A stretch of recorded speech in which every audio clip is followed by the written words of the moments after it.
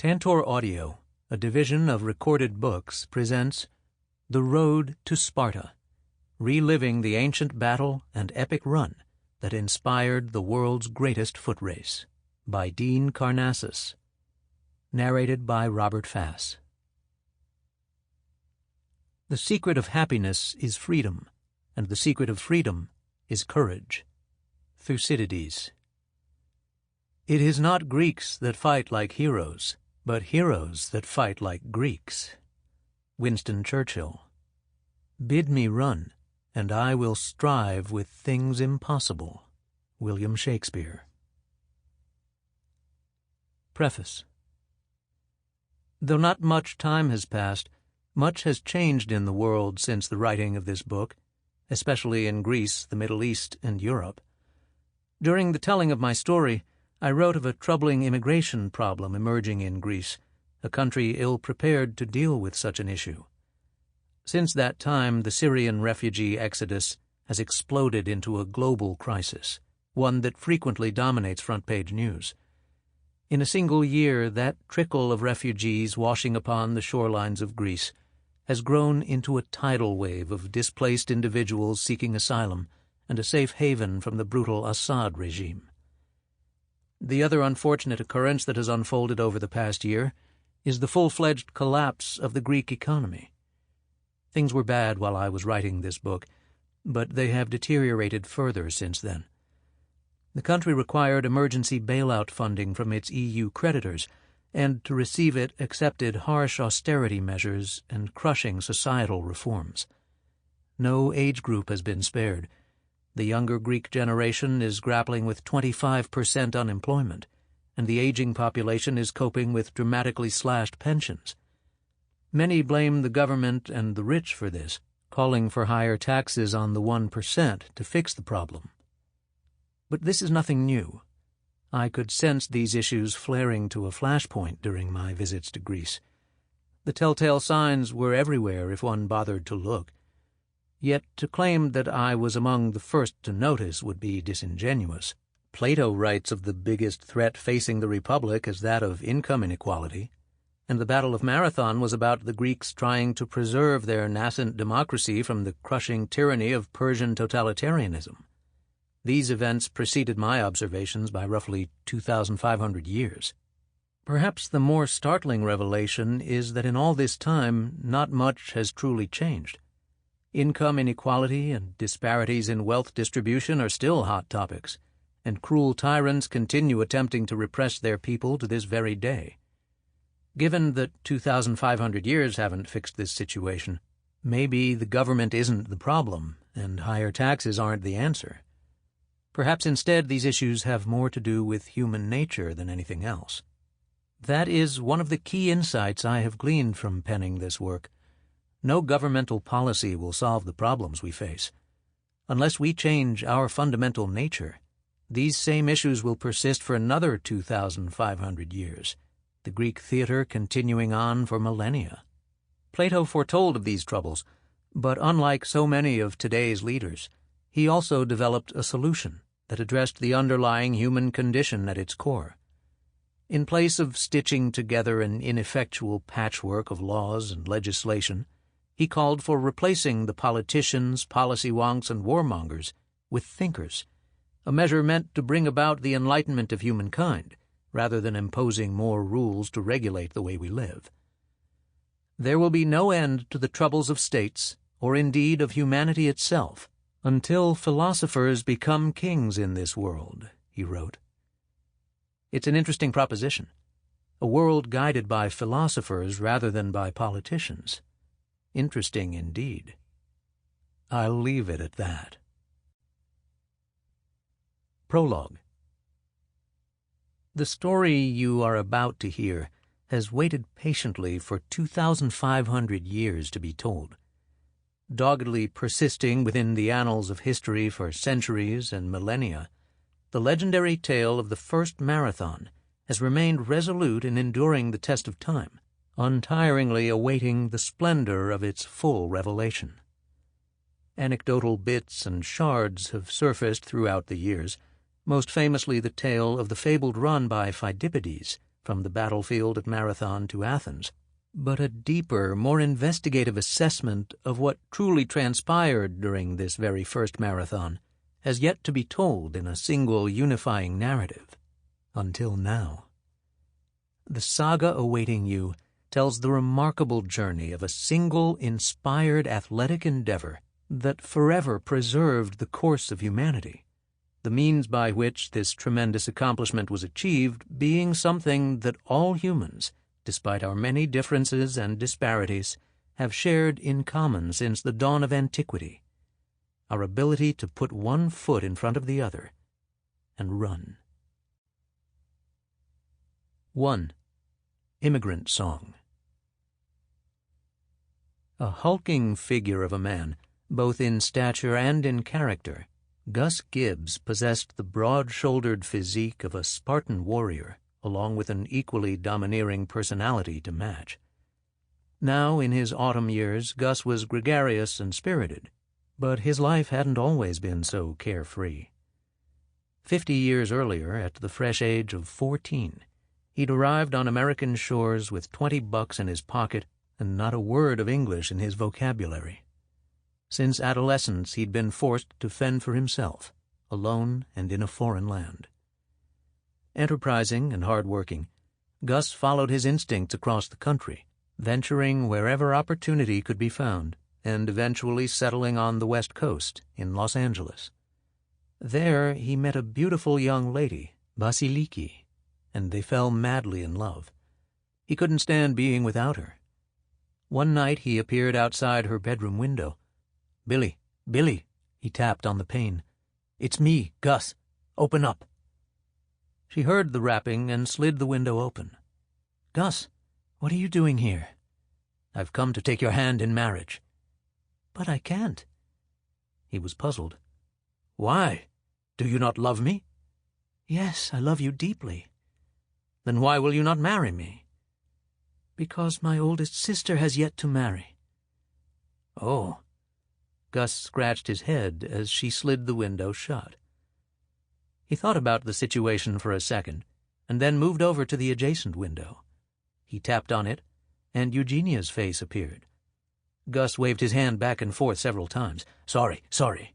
Eugenia was the middle sister. He moved over one more time and knocked on a third window. Panayota looked out at him. "Pack your bags," he told her. "We're going to get married."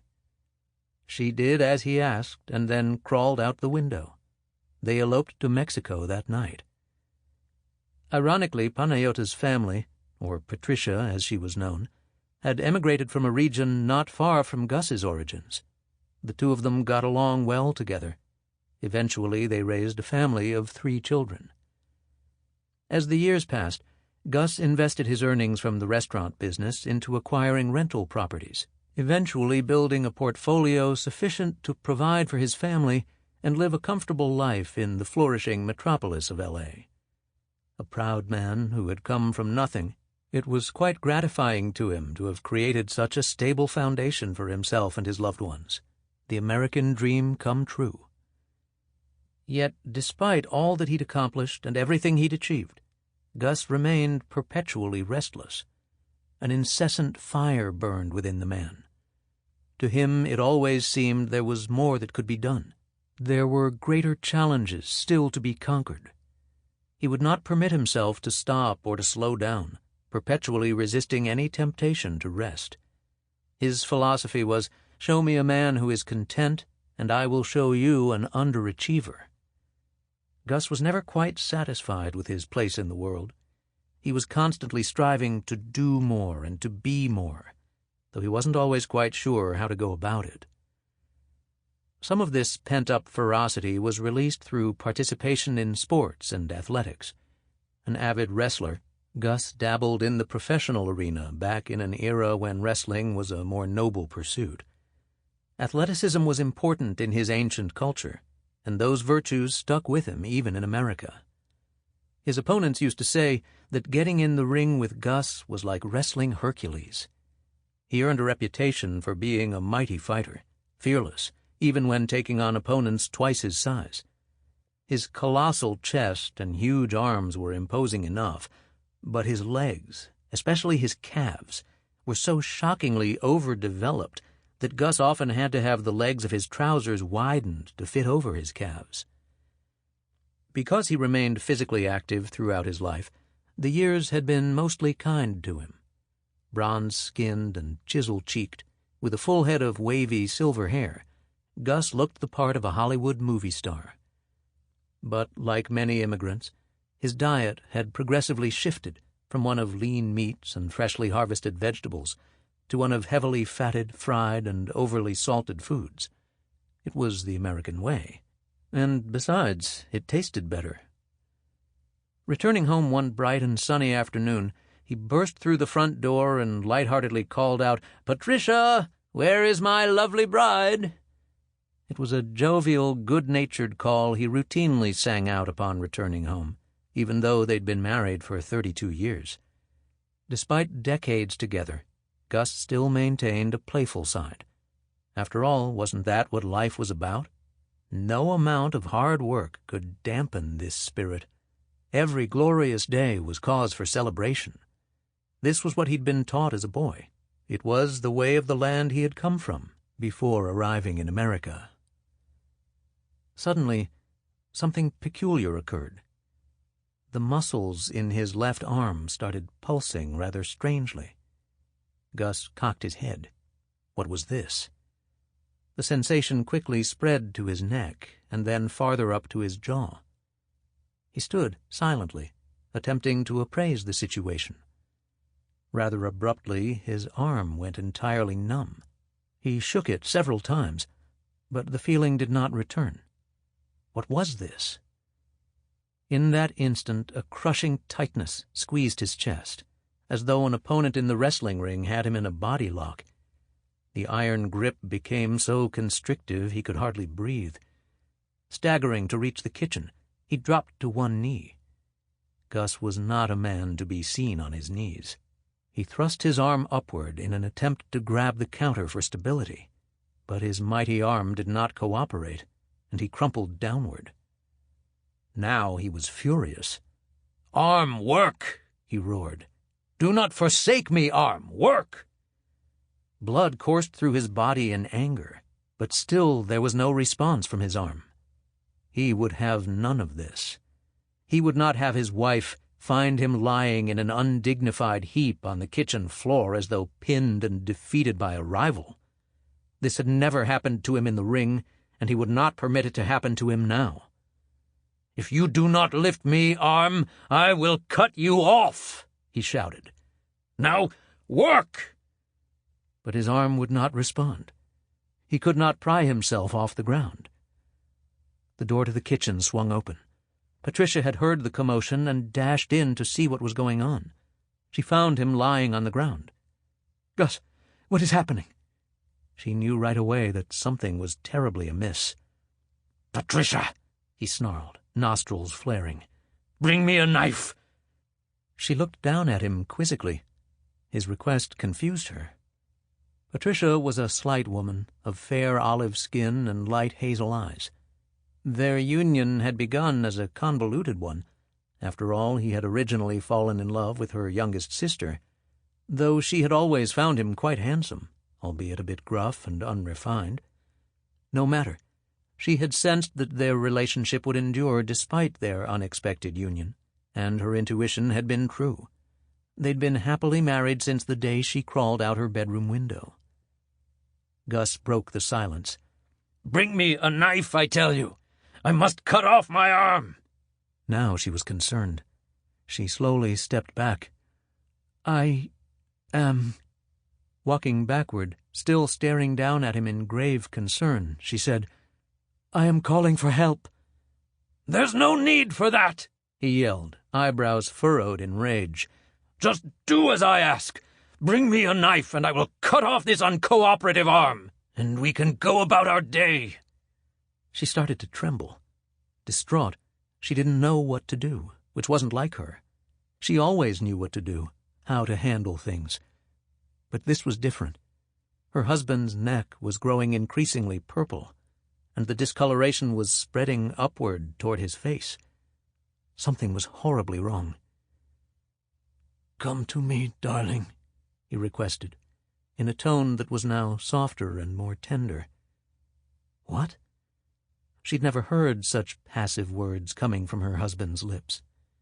"Come, hold me," he pleaded. Never had she seen her husband scared before. Never had he allowed himself to display any overt sign of weakness. His ancestral pride would not permit such. She knelt down next to him, and he noticed that she was whimpering. "Just hold me," he said. After 32 years of marriage, those were the final words exchanged between them before his body went limp. So ended the life of Gus Gibbs. Just like that. 64 years of highs and lows, good times and bad, dreams realized and dashed, all came to an abrupt conclusion. The death certificate following the autopsy listed occlusive coronary artery disease as the cause, a heart attack. It was an all too common affliction cast upon those who'd adopted the new American diet, with its greasy fast food and other unhealthy offerings. Fatty deposits of plaque had literally blocked his arteries. The only peculiarity on the death certificate was that it didn't list his name as Gus Gibbs, but instead as Constantine Nicholas Karnazes. Like many foreigners concerned about potentially suffering the stigma that attaches to recent immigrants, he'd chosen an alias in an effort to assimilate more smoothly. Why do I know all of this? I know it because Gus Gibbs was my namesake, my grandfather. 2. Who am I? My name is Constantine Nicholas Karnazes, son of Nicholas Constantine Karnazes, grandson of Constantine Nicholas Karnazes, a.k.a. Gus Gibbs, and so forth and so on throughout the ages. My grandfather's family raised goats in a little village called Salimna, located high in the hills above Tripoli on the Peloponnese Peninsula of southern Greece. It was a tough existence, which in turn bred tough and resilient people. These are the origins of my paternal bloodline. The other half of my DNA traces its lineage to the sun-drenched Greek island of Ikaria, situated in the Aegean Sea far from the mainland, a world unto itself. My maternal roots are here, in this unhurried place where food is harvested fresh from the land and neighbors are like family. In Ikaria, simple pleasures still bring much joy. Stress is unheard of, deadlines are wobbly, and the inhabitants live long, healthy lives. One of the famed blue zones, Ikaria has the highest concentration of centenarians on Earth. It is an island, it's been said, where people forget to die. My mother's lineage was never lost on her, even though we lived in L.A. From the day I was born, we would spend sunup till sundown wandering around outside, seeing the sights, smelling the smells, walking through the park, talking to people along the way, and beholding the cycles of the seasons, just as her forebears had done on the misty blue islands of the Aegean in ancient times. Sometimes she would carry pruning shears and collect fruit and greens for dinner. I couldn't have known these things at the time, given that I was an infant being pushed around in a stroller, but perhaps these early childhood experiences seeped into my bloodstream, for starting at a young age, I began to manifest a rather strong yearning for adventure and a strange penchant for endurance and self-discipline. Some of my earliest childhood recollections, in fact, are of sitting quietly in the oversized cathedral of St. Sophia Greek Orthodox Church in Los Angeles, listening to an exhaustive divine liturgy, largely delivered in Greek, punctuated with endless refrains of Kyrie eleison, Lord have mercy, always thrice repeated with the final verse delivered slower, more deliberately and drawn out, Kyrie eleison, as if to be saying, "Okay, Lord, we really mean it this time. Have some mercy, will you, please?" Get a Greek Orthodox bishop going, and you could spend all day and much of the night in church. Endurance events in their own right, these sermons were not known for their brevity. Yet I would sit there attentively for hours, even as I watched others slouching over and falling asleep in the pews. Many people used to tell my parents that I, the oldest of 3 children, was going to be a priest one day. But the truth was, I had little interest in the sermon itself. What 5-year-old boy could even understand this stuff? What intrigued me was exercising my ability to hold steady and keep myself still and attentive while sitting assiduously through something I barely understood, hour after droning hour. I had a deep desire to master my body and mind, and sitting idly within the church's sacred nave while engaged in protracted liturgical worship was the acid test of willpower and self-command. Above all, having complete discipline of mind and body mattered most to this 5-year-old. One of my other early memories was that of our Easter picnic festivities. Greek Orthodox Easter was, from what I could tell, just an excuse to throw one enormous party. Never had I witnessed so much wine, raucousness, and love all taking place in a single location. The quantities of food and celebration were beyond imagination. But what really struck me were the older Greek gentlemen dancing endlessly without rest or tiring.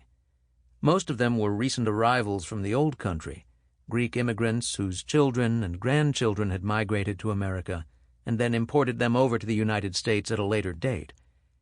These men were distinctive in the way they looked, dressed, and behaved.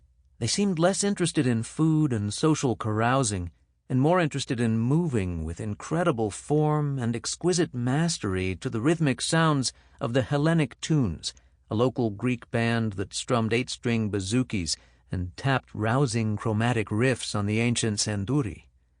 These instruments didn't just play music. They infused passion directly into your soul.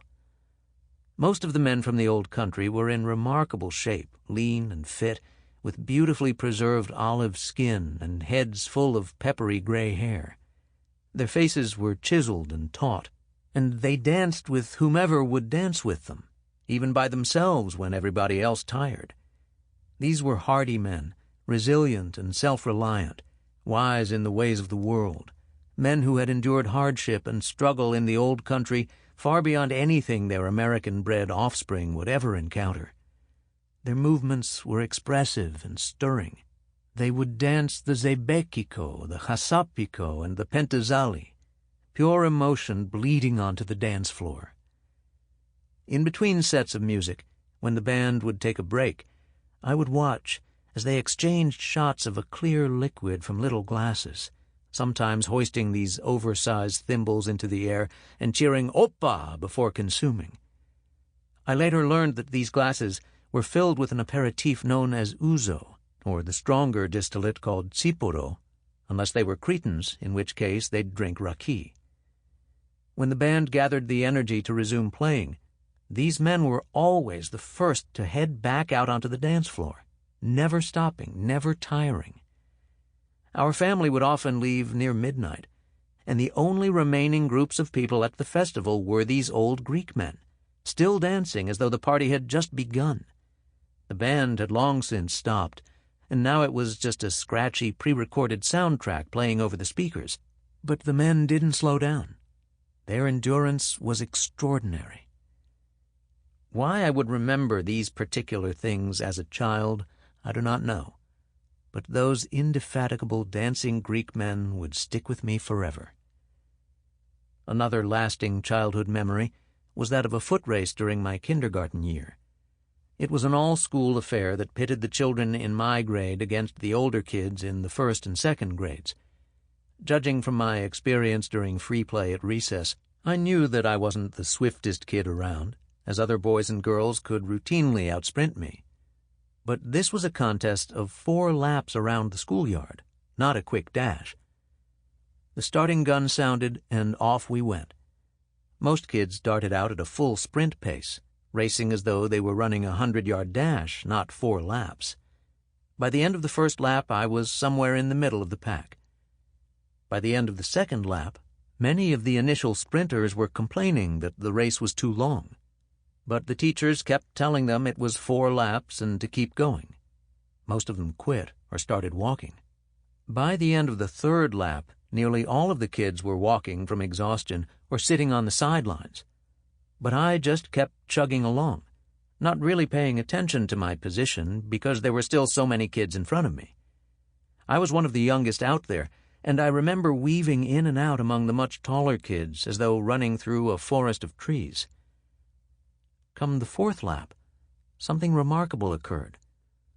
Daylight emerged between the trees as I passed the final competitor.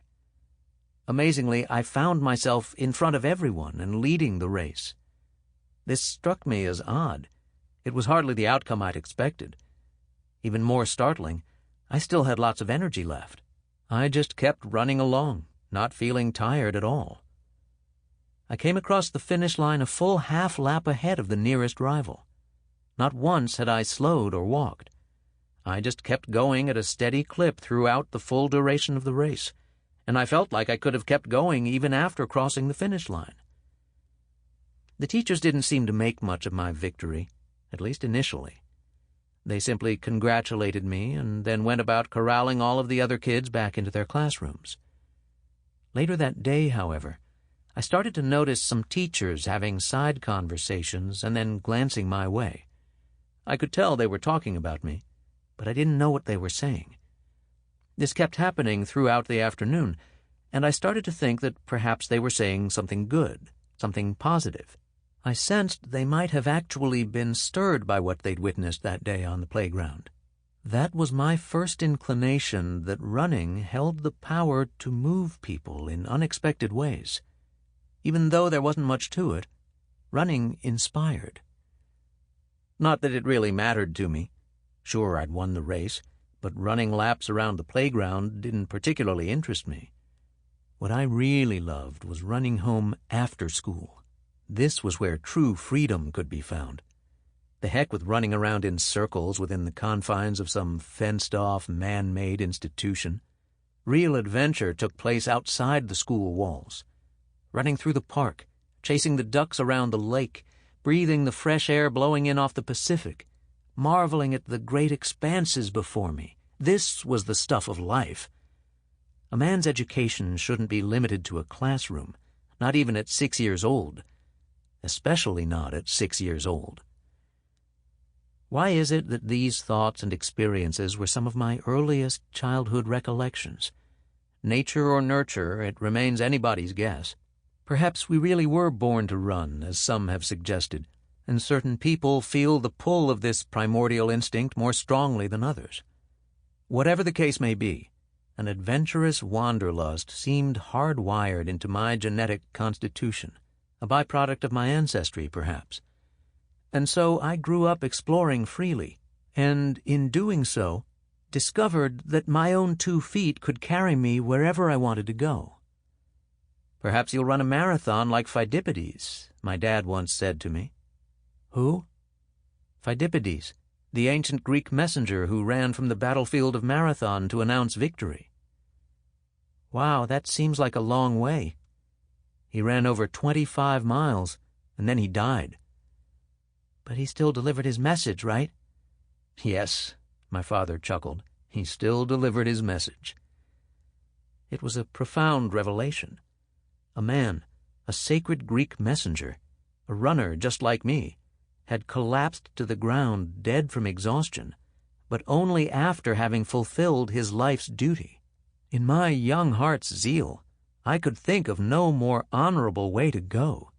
From that moment on, I knew my life's purpose. I wanted to be as Pheidippides. I wanted to run a marathon. 3. Fields of fennel. Marathon. It is a word with universal recognition, though no universal meaning. Few people know the origin of the word, while even fewer know the secret truths behind the reality of Pheidippides' heroic undertaking. When asked the definition of marathon, most people would probably tell you it means anything of excruciatingly long duration requiring great endurance of its participants. For instance, we have marathon sessions of Congress, dance-a-thons, marathon episodes of The Simpsons, marathon lines around the block when Apple releases a new iPhone, and marathon traffic delays during rush hour commutes. Sample complete. Ready to continue?